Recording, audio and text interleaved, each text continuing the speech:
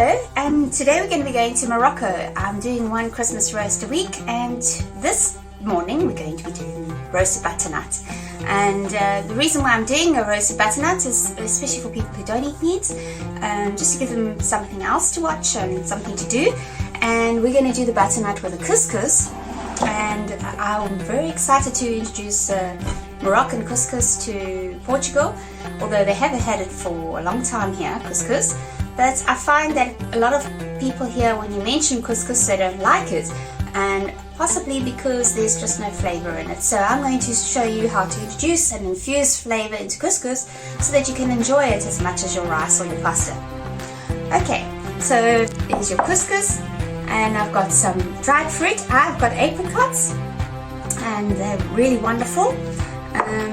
There's been some lovely dried fruit coming in this year to Portugal, so we're very lucky.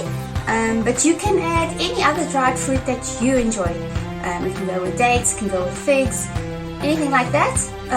I'm using apricots because it's a pleasant flavor and one that's easy to introduce. Okay, and then I've got the citrus. We're going to add citrus to the couscous, and you can choose any citrus that you've got. So I'm going to be using more oranges and clementines today, but you can add lemons or lime, okay, as well, or a combination, right?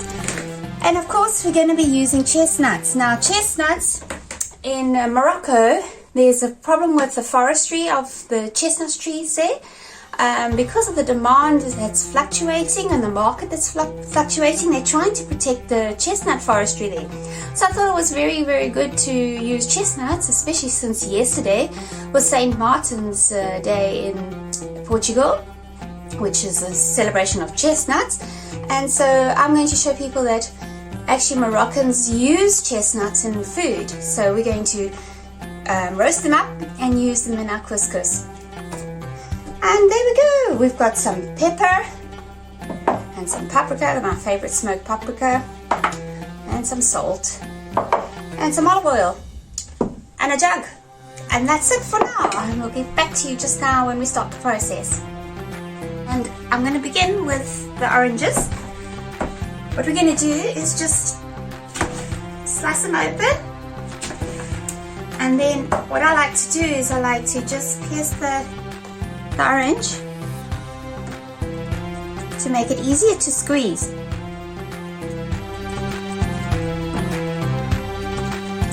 So we're going to use 2 oranges, and if you do that, it's actually not necessary to buy a machine to squeeze your oranges. They actually squeeze quite easily, and we don't need all that much juice to flavor the couscous, so just squeeze them out.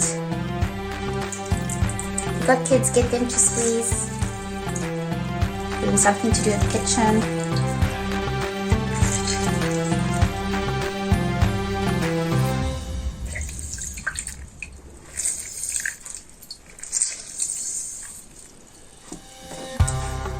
And there you have 2 oranges squeezed up. And I'm going to add a clementine. Same story, just pierce through. If you've got what we call nachos in South Africa, same thing. Nacho family. We add that. That's going to be a bit sweeter and a little bit of a different flavor from the orange. Right, so we're going for sweetness today. So, okay, now that we've done that, we're going to add some paprika, sweet paprika. I like quite a lot, so I add quite a lot in. It adds color and flavor, and also when you finish you can also add on top if you really, really like paprika. So we're just putting that in, and then I'm going to add a little pepper, just for a little kick. Now pepper is not a favorite for many, so just be moderate with pepper. Okay, that's enough. And then obviously your salt. Okay, pinch of salt, a little more, and that's that. So that's going to be your key to doing your stock which we add boiling water to just now. Okay, off we go. Okay, so now we're going to kill the butternut. Right, hopefully I get this right. So we're going to cut it in half, straight down the middle.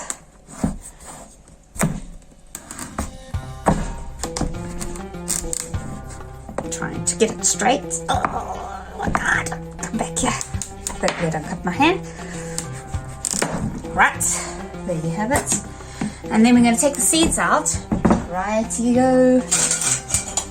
And some people like to roast the seeds and use them salted and roasted for salads or for health snack. They're quite good.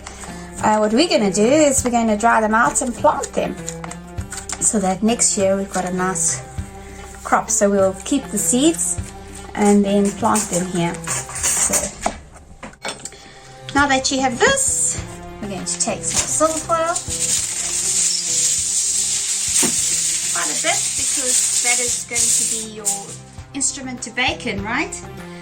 And you put it in the silver foil, you add a sprinkle of salt, and you add your olive oil,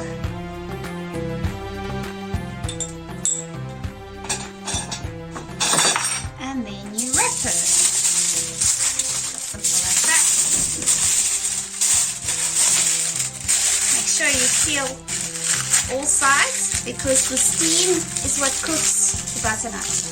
Okay, so you can even do 2 layers if you want. So we're going to wrap both, and then we'll pop them in the oven.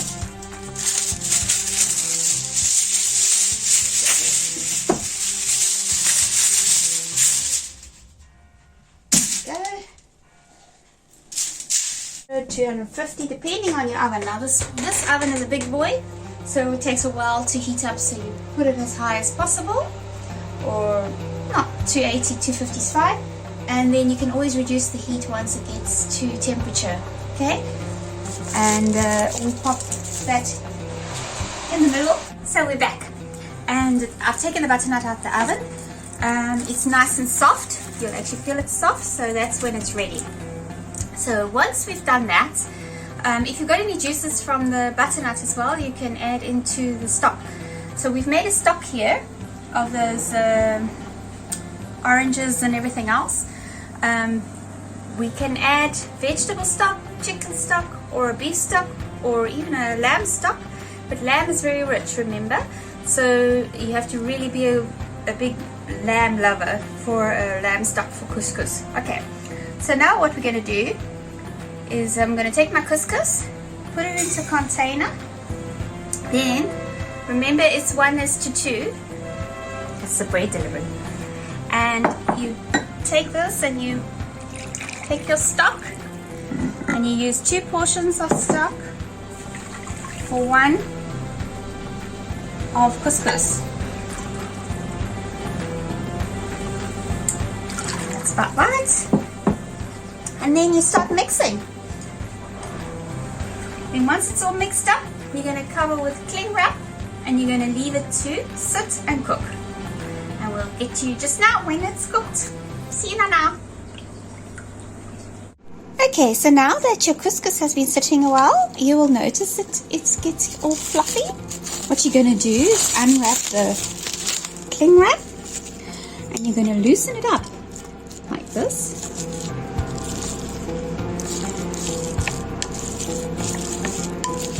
And then it becomes a nice fluffy mix.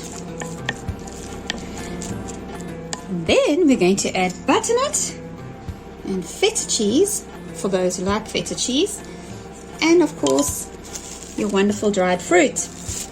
And we're going to pop it in the oven. I'll show you just now.